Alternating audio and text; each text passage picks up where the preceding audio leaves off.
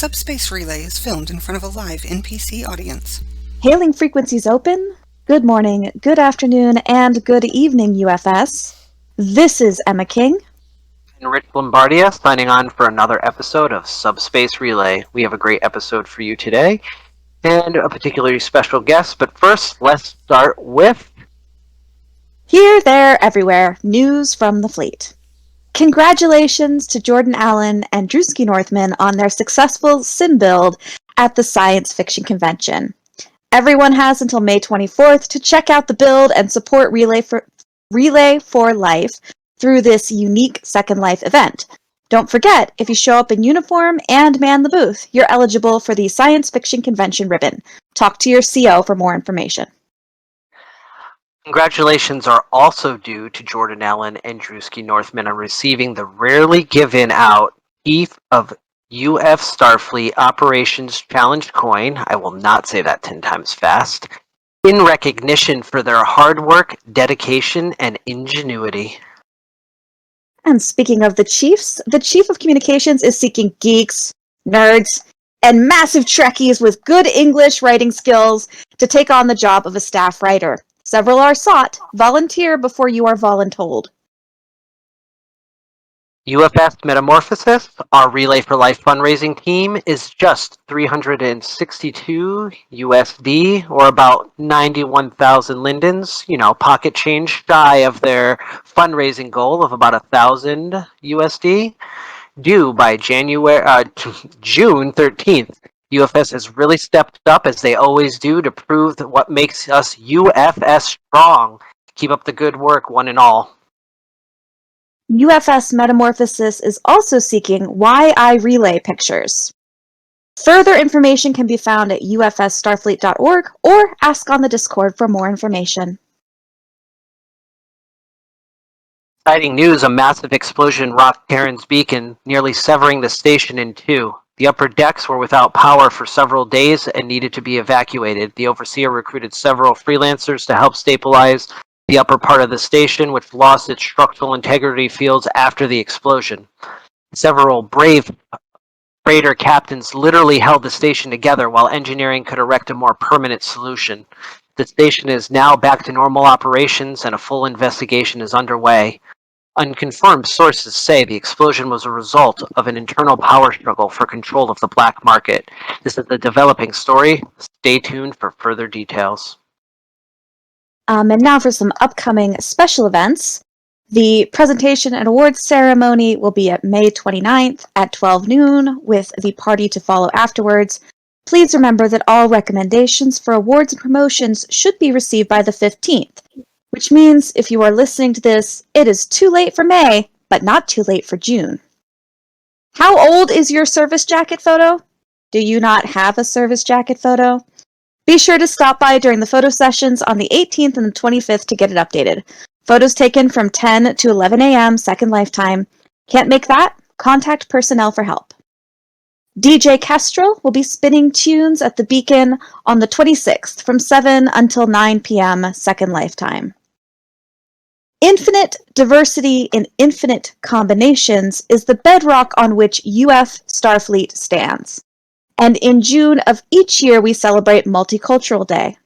This year, the Office of the Chief of Starfleet Communications is working on a special 2-day gala. Celebrating diversity with food and music will take place in June and feature performances by diverse artists from around the globe. As part of this merrymaking, UFS Comms will be publishing a special Celebrating Diversity cookbook, and members of UFS are invited to submit up to 3 of their favorite family or cultural recipes for possible inclusion. Each submission must be accompanied by a good quality photograph of the finished recipe, and also a photo of the real-life family member or their virtual avatar. Dress can be uniform or casual, but it is hoped people will wear something that represents their family, community, and culture. After all, 2 things that Terrans generally love to do is eat food and listen to great music. Check out the UFS forum for more details on celebrating diversity and the cookbook. The deadline for recipe submission will be May 29th. Looking for more to do? Check the events listing on ufsstarfleet.org. Now it's time for our fact of the day. An average human adult produces about half a liter of flatulent gas per day, resulting in an average of about 14 occurrences of flatulence a day. However, Kermie's wife insists that he produces twice that amount. Today, we have our very own producer, James Williams. He's a man of many hats, not only running the show here at Subspace Relay, but also the branch commander for security and the security CO aboard the USS Thor. James, we are so glad we could finally drag you out from behind the camera. I hope the duct tape isn't too uncomfortable. Oh, well, just, Rich, if you'll just pull that off his mouth for me. So, there is a rumor. Don't laugh at misfortune, it's rude. There is a rumor that you are the biggest Trekkie around us. So, tell us, what is your favorite Trek moment? Well, I'd have to say the one that's slightly above all the other ones was in Star Trek Generations, when the saucer section of Enterprise D was crashing down onto the planet and Data went, oh, word I'm not going to say because this is a family show. And we actually got to see that movie in theaters, and there was me, two of my brothers, and my dad, and like 3 other people. So we all got to laugh at Data and be as loud as we wanted to be. I love that. I think that was actually the first Trek movie I ever saw in theaters. The first one that I saw was Star Trek The Undiscovered Country. Ooh, good one. You know, well, I think that also was the first one. I'm trying to think back if I got to see any of the others, but I'm pretty sure that was it. A very close second place would have to be Kirk going double dumb, another word I'm not going to say because this is a family show, to the cab driver in Star Trek 4. So many great moments in Star Trek. Oh, yeah. So, speaking of Star Trek, what is your favorite object in your Trek collection? That's actually a tie. I have the autobiography of Jean-Luc Picard, given to me by my wife, and I have a model replica of USS Enterprise D that I inherited from my dad, that I actually painted and spruced up a little bit. That's awesome. You should share a picture of that. Okay, I'll be sure to do that. So on to more, I don't know, close to heart here, I guess, although all Trek is close to our hearts. What made you decide to become a branch commander here at UFS? Kermie asked me.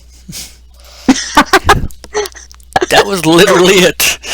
Kermie walked up to me and said, we're looking for branch commanders, and he said that I'm the kind of person that he's looking for in a branch commander, and that I hope that I apply. So I applied. Nice. Personally, I think that I'm not all that great at my job. I do my best. Sometimes I succeed, sometimes I fail, but I think I'm okay at it. And when you're okay, you know there's always room for improvement. That's true. I think all of us who end up in odd command positions are aware of our shortfalls and are always trying to be better at what we do, or at least steal ideas from other branch commanders. And I think you need to be a little odd to go into any command position to begin with. Now, James, you're really involved with UFS, volunteering your time to produce this show, among other projects, and always putting in a supportive appearance at events. What advice do you have for new members who want to be more involved but aren't sure where to start? I would say the first step would be taking a step. The first thing that I ever did for UFS and that I'm continuing to do is greet visitors as they show up here at HQ. That would be a great place to start if you're a people person. If you're more into building, we have a building area that you could experiment on here and that would be another place that you can go. There's also a lot of behind the scenes things that people can do. The first step is always knowing yourself and taking that first step, going, who do I need to talk to in order to be more involved in this? Who do I need to talk to and be more involved in this? And so, yeah, the first step is taking one. That is good advice, honestly. Let's talk a little bit about roleplay and UFS, partly because we had quite a few comments back that people listening to our first episode really enjoyed hearing how roleplay is happening at ease, some of their anxieties about their own. So how do you handle scenes with your security team? It actually depends upon the scene. If we're like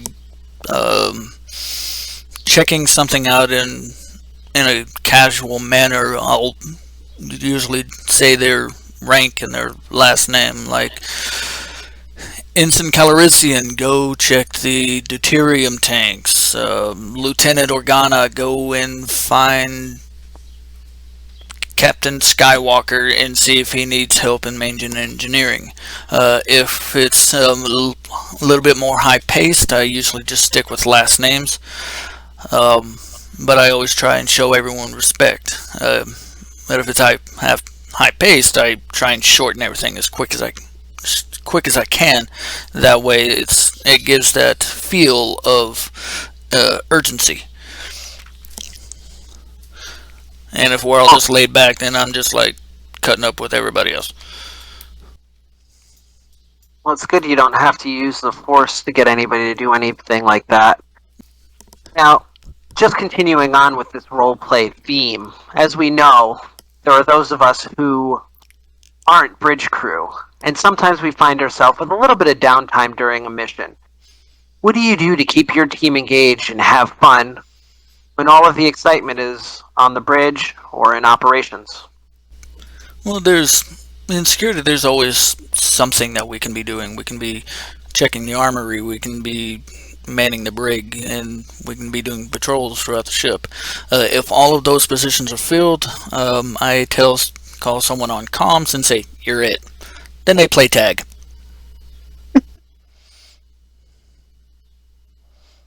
Yep. Like that, whenever tag on the ship. Whenever we have downtime in medical, we usually just start randomly calling people in to do checkups on them, and then we have to go hunt them down because generally they don't want it. So that's kind of like tag, Yeah. but where at the end of the tag you get to stab them with needles. So, bonus. I guess they get the point. Oh my! Isn't this a pun-free show? I thought that was. Isn't that in my contract? Can somebody check my contract, please? Yeah, it's not a pun-free show. Ah. All right. Slightly more or less serious. What do you like most and least about moving from serving aboard a space station to a spaceship? The thing I like most about serving aboard a starbase is the consistency. You know where you're going to go, you know what you're going to be doing day in and day out. But that's also can be its greatest weakness because that can get monotonous fast. The thing that I like most about a starship is you never know what you're going to get whenever the captain goes warp 3 engage. You don't know where you're going to go, what you're going to encounter. And whenever you have a family, that can be stressful, especially if you're not looking for that kind of excitement. And with a starship, you're kind of stuck with the people you're there with for X amount of time, however long your tour is, until you can get back to a starbase where you can get off and unwind and get away from those people. So, to date, what would you say is the most dangerous adversary that you have faced?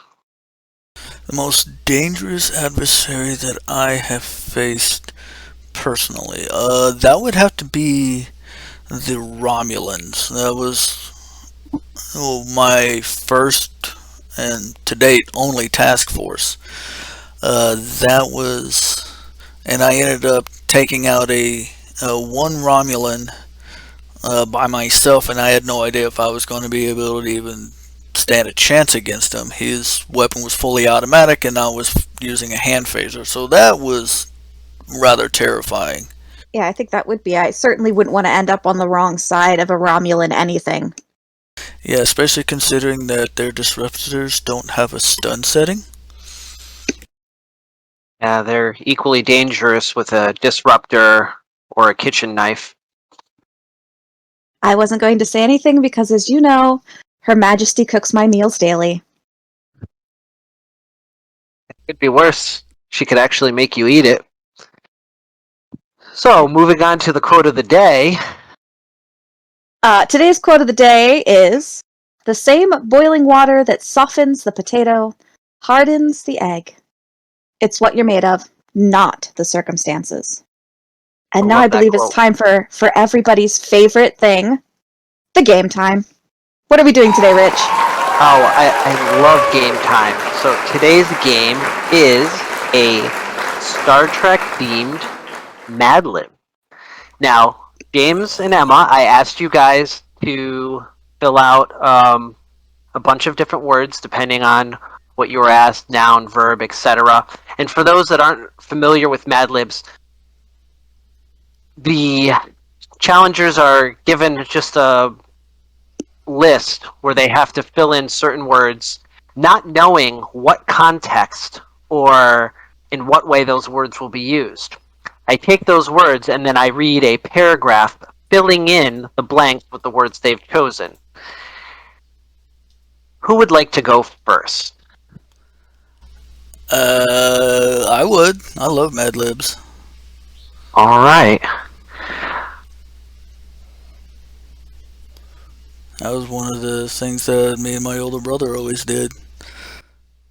I love them. I like to try to make the most innocent ones sound as dirty as possible, but since Rich didn't let us see what the actual sentences were this time, I have no idea how that just came out. Did you want us to read our list of words first, Rich, or were you just going to read the story? I was just going to go ahead with the story and then fill in the words. Just looking for the most effective way to do that. Right. So the theme for this Mad Lib is Welcome to Starfleet Academy. Oh no. Uh-oh. Before you set your phasers to boop, you've got a lot to do before skipping Starfleet Academy. First of all, you'll have to leave your old tattoos behind. If you're going to spend 42 years in space, you need to start with a clean cat. Second, get ready to work. It's not all exotic teeny aliens and Romulan root beer. You need to bounce and to bounce hard. Eventually, you will be divided into groups and given a rope that determines the color socks you'll have to wear. Pray you don't get a purple one, or you're as good as little.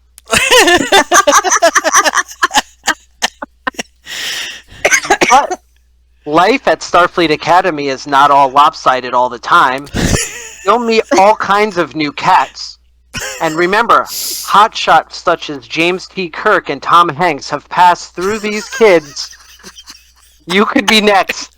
Welcome to Starfleet Academy. One word. Wow. All right. That kind of does sound like my Starfleet Academy experience. I'm not going to lie. I think James nailed that one. Oh, thank you. Oh, all right. Emma, you are up. All right. Compose ourselves. We've got this. Before you set your phasers to flies, you've got a lot to do before falling Starfleet Academy. First, you'll have to leave your old rats behind. If you're going to spend 4 years in space, you need to start with a clean officer. Second, get ready to work. It's not all exotic, starry aliens and Romulan blood. You'll need to jump and jump hard. Eventually, you'll be divided into groups and given a skirt that determines... Do they have it in my size? You're gonna look great in a skirt, James, I promise. Just think of it as a kilt. Right, that determines the colored These heel you'll have to wear. And heels. Oh, I think I skipped one here. Sorry. That's okay. Pray you don't get a teal one or you're as good as big. But life at Starfleet Academy is not fluffy all the time. You'll meet all kinds of new boys, and remember, hotshots such as James T. Kirk and Captain Ameridrew have passed these kids. You could be next. Welcome to Starfleet Academy. Oh, that was funny. Good times. I don't know which one I want to use to be sorted into my color more, the rope or the skirt. Well, I don't have a purse that'll probably match the skirt. Yeah, but that rope won't go with my hair. Yeah. We'll figure it out.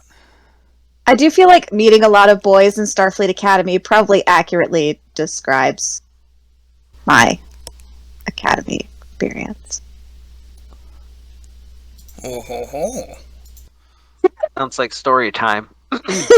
So many broken hearts. All right, I think that unfortunately brings us to our ending, doesn't it? So I guess this is where I say thank you, James, for being on the show today. We will untape you in a moment. And thank you everyone for joining us today. And today's episode is brought to you by Tialis's Cooking. There's nothing else to eat on the Maxwell, so you might as well just enjoy Tay's cooking. And don't forget to submit your recipes to the Diversity Cookbook. More information on ufsstarfleet.org. Oh no! Secure. Who's in charge of fire? It is hot in here. Keep your clothes on. We need to, bye.